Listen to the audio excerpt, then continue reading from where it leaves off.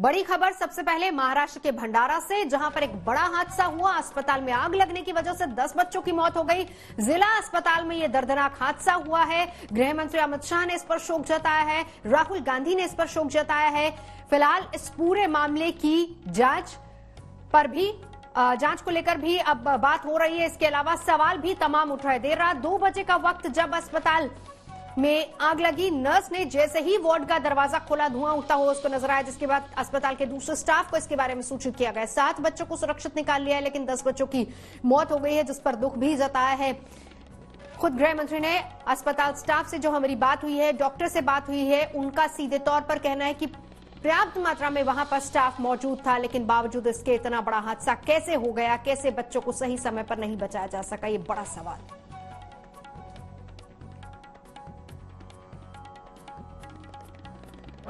नहीं, अभी कहना बिल्कुल मुश्किल है। हमने फायर कॉलेज के एक्सपर्ट्स और इलेक्ट्रिकल इंस्पेक्टर्स बुलाए हुए हैं, वो उसको देखने के बाद सही कारण बता पाएंगे। एक मिनट, पूरी घटना क्या हुई, आपको कैसे पता चला, आपने किस तरीके से बाहर निकाला लोगों को? सर, मैं यहाँ पे बैठा था, ड्यूटी कर रहा था अपनी। मेरे को 1:45 बजे कॉल आया कि ऊपर में आग लग गई है एसएनसीयू में। तो जैसे मेरे को कॉल आया, मैं वैसे भाग के ऊपर चले गया। तो वहाँ पे जाके देखा है तो पूरा काला काला धुआं जो है वो पूरा जमा हो गया था। अंदर में कुछ नहीं दिख रहा था हमको। तो मेरे साथ में और जो गार्ड थे, मैं उनको कॉल किया, उनको बुलाया तुरंत, वो भी आए। हम अंदर गए, हमसे कुछ नहीं हुआ, यानी ज़्यादा कुछ कर नहीं सके हम उस साइड में। हम वहाँ से नीचे उतरे, पूरा खाली करवा दिए। फर्स्ट फ्लोर पे 6 और 7 नंबर पूरा खाली करवा दिए। वहाँ से नीचे आए, फिर यहाँ से हम पीछे साइड से तो फायर ब्रिगेड की जो गाड़ी आती है, वहाँ की सीढ़ी लिए। सीढ़ी से फिर वो हम बालकनी में चढ़े। वहाँ पे वो दरवाज़ा तोड़ दिया हमने, खिड़की वड़की सब फोड़ दिए। तो फोड़ने के बाद में हम अंदर चले गए। अंदर जाने के बाद में जो बच्चे थे उनको पहले रूम में जो थे उनको बाहर निकाले। जो रूम में आग लगी थी वहाँ पे फिर अंदर घुस गए। जो बच्चे ने डेथ हो गई थी वो सबको एक एक करके हमने वो फिर बाहर निकाल दिए। वहाँ में से फिर वो आधे बच्चे तो जल गए थे सर, और जो बच्चे जले नहीं थे वो भी फिर वो मर गए थे। तो ये पूरा यानी 3-3:30 बजे तक के ऐसा हमारा चला प्रोग्राम निकालने का। आपका नाम? गौरव रेपाड़े। आप यहाँ क्या करते हो? स्थानीय स्टाफ जिसकी जो बता रहे थे वक्त क्या था, 2 बजे के आसपास का वक्त, 1:45 बजे जैसा वो बता रहे हैं कि पता चला कि आग लगी है, जिसके बाद वो तुरंत ऊपर गए। शीशे तोड़कर वहां से बच्चों को भी निकाला गया। लेकिन यहां पर सवाल बहुत सारे हैं, क्योंकि अक्सर इस तरह के जो यूनिट्स होते हैं वहां पर 2 या फिर उससे ज्यादा नर्सिंग स्टाफ भी होता है। खासतौर पर नाइट ड्यूटी की अगर बात करें, क्षमता अगर इस पूरे वार्ड की देखी जाए तो 35 करीब बच्चे जो हैं उनको यहां पर भर्ती किया जा सकता है। इस वक्त 17 बच्चे यहां पर भर्ती थे। बच्चों की फीडिंग से लेकर उनकी देखभाल और टेम्परेचर चेक करने तक का सारा इंतजाम और सारी जो सुविधाएं यहां पर उपलब्ध होती है, जिसकी जिम्मेदारी पूरी तरह से नर्सिंग स्टाफ की होती है। नर्सिंग स्टाफ की संख्या भी ज्यादा होती है अक्सर इस तरह के जो वार्ड्स होते हैं, यूनिट्स होते हैं उसमें। लेकिन सवाल यहां बड़ा ये कि जब नर्स ने दरवाजा खोला तब नर्स को एहसास हुआ कि वहां से धुआं उठ रहा है। इस तरह के बहुत सारे सवाल जो कि अब आगे भी उठेंगे। सवाल सबसे बड़ा यहां पर मौत के अस्पताल के विलेन कौन कौन है? अस्पताल प्रशासन। दूसरा सबसे बड़ा सवाल तो यही कि आखिर कौन कौन इसके लिए जिम्मेदार है। हालांकि जांच के बाद भी पूरी रिपोर्ट आएगी। फायर डिपार्टमेंट क्या इसके लिए जिम्मेदार नहीं है? स्थानीय निकाय पर भी सवाल उठ रहे हैं, जिला प्रशासन पर भी सवाल उठ रहे हैं। मौत के अस्पताल के विलेन कौन कौन है? स्वास्थ्य विभाग, वो टीम जो कि उस वक्त वहां पर मौजूद थी, कहां थी, क्यों वार्ड के अंदर मौजूद नहीं थी? हमारे साथ इस वक्त पंकज खेलकर जुड़ चुके हैं। सारे सवाल, सबका जवाब मिलना जरूरी। अब एक एक करके तमाम वो लोग भी सामने आ रहे हैं जो उस वक्त अस्पताल में मौजूद थे और बता रहे हैं पूरा घटनाक्रम। पंकज।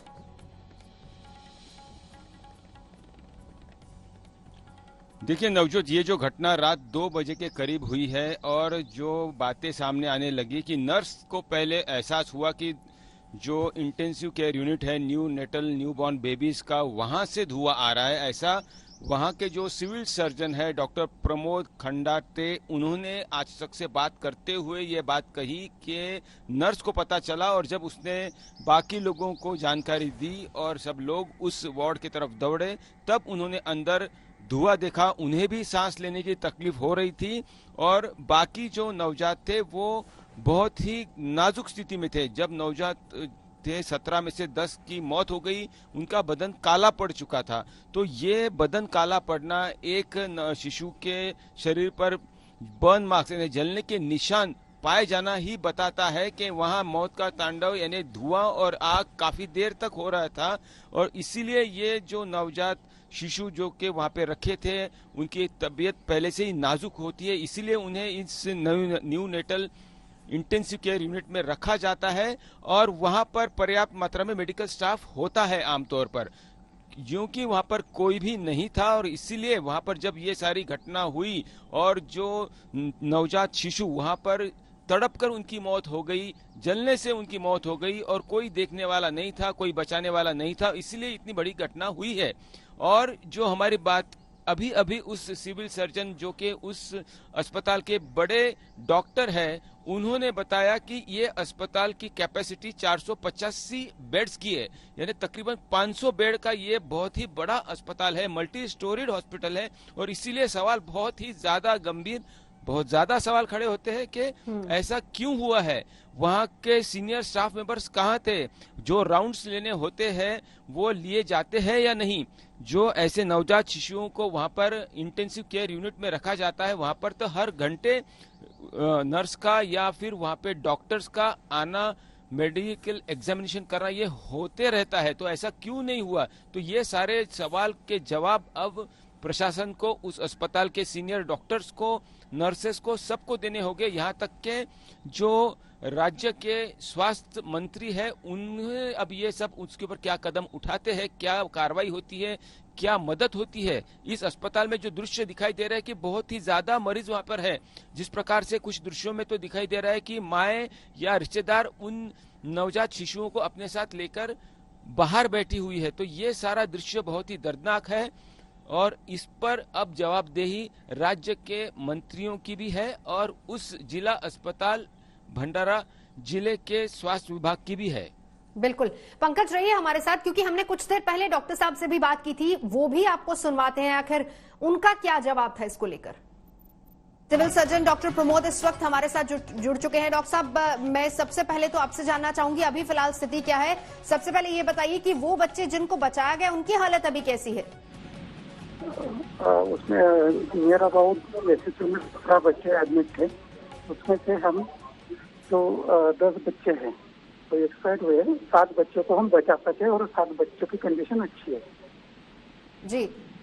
अभी क्या किसी तरह की कोई और इश्यूज उन बच्चों को नहीं है जिनको बचाया गया, उनको कहाँ पर रखा गया है डॉक्टर साहब? जिनको बचाया गया उनको नेक्स्ट वार्ड में शिफ्ट किया है, उनको वहाँ रखा है, उनको ट्रीटमेंट चालू है, पीडियाट्रिशियन के अंदर उनका ट्रीटमेंट चालू है। डॉक्टर साहब सवाल तो देखिए जी, डॉक्टर साहब सवाल बहुत सारे उठेंगे और सबसे बड़ा सवाल तो ये है कि जिस वार्ड में इतने सारे बच्चे होते हैं, क्या वहां पर, जी डॉक्टर साहब मेरी आवाज अगर आप तक आ रही है, जिस वार्ड में इतने सारे बच्चे होते हैं क्या वहां पर नाइट ड्यूटी में कोई दूसरा स्टाफ, कोई नर्सिंग स्टाफ वहां पर मौजूद नहीं था? क्योंकि 2 बजे जब नर्स दरवाजा खोलती है तो वहां पर धुआं था, क्या वहां पर उस वक्त कोई और स्टाफ मौजूद नहीं था? पहले जानकारी नहीं मिल पाई? नहीं, वहाँ मेडिकल ऑफिसर ऑन ड्यूटी भी थे और स्टाफ भी ड्यूटी पे थे जी। तो फिर जब धुआं पूरे वार्ड में फैल गया तब कैसे जानकारी मिली? नहीं, जैसे ही स्टाफ नर्स को पता चला कि एक जो यूनिट है आउटबोर्न यूनिट, वहाँ जैसे उनको ये लगा कि वहाँ बहुत ज्यादा स्मोक धुआं ये हुआ तो इमीडिएटली सिस्टर वहाँ अंदर गई। अंदर जाने के बाद इतना धुआं था कि वो ये नहीं हुआ, उनको भी बहुत ज्यादा सफोकेशन हो चुका था, लेकिन तो भी उन्होंने सबको इन्फॉर्म किया। सभी वरिष्ठ डॉक्टर सब लोग इमीडिएटली वहाँ आए और जितने बच्चों को उनको निकाले। डॉक्टर प्रमोद, जो खबर मिल पा रही है वो ये कि 2 बजे का वक्त था जब नर्स ने दरवाजा खोला, लेकिन जाहिर सी बात है कि वहां पर जो शॉर्ट सर्किट हुआ होगा वो काफी पहले हुआ होगा, इसीलिए धुआं पूरे वार्ड में फैल गया। नहीं, जब हुआ तब सिस्टर वहीं थी, ड्यूटी पे थी। यानी आपका कहना है कि सिस्टर वार्ड के अंदर मौजूद थी, आप ये बताना चाह रहे हैं? हाँ, आवाज नहीं थी तभी तो। बचने बचाने की या फिर अल्फाजों को ट्विस्ट करने की कोशिश भले ही तमाम हो, लेकिन पंकज यहां पर एक बात तय है, और ये सवाल जब मैंने किया डॉक्टर साहब से तब क्या जवाब मिला आपने सुना, और आप भी बिल्कुल वही सवाल सुबह से उठा रहे। देखिए, शॉर्ट सर्किट पहले ही हुआ होगा, इसीलिए इतने बच्चों की झुलसकर मौत हो गई। डॉक्टर साहब कह रहे हैं कि नहीं, नर्स वहीं पर मौजूद थी, नर्स ने देखा वहां पर शॉर्ट सर्किट होते हुए।